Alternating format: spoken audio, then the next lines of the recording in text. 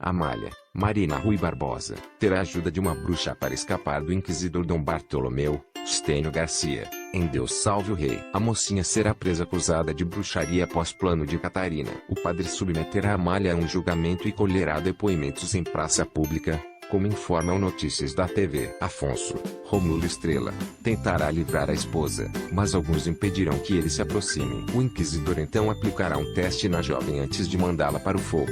Amália terá que recitar, de cor, um trecho da Bíblia escolhido por mim, sem qualquer erro. É um absurdo.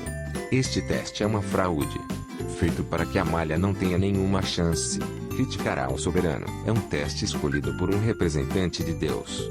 Uma mulher de Deus, majestade, não terá dificuldades em provar que não é uma bruxa. Rebaterá Bartolomeu. Selena, Marina Muxem, assistirá ao julgamento à distância na companhia de Agnes, Mel Maia, e notará que só a bruxinha pode salvar a ruiva. Você vai ler a mente do inquisidor e passar as palavras que ele estiver lendo na Bíblia diretamente para a cabeça de Amália. Pedirá a guerreira. Mas eu teria que estar na mente de duas pessoas ao mesmo tempo. Eu nunca fiz isso, comentará a garota. Nós vamos unir as nossas forças. Concentre-se.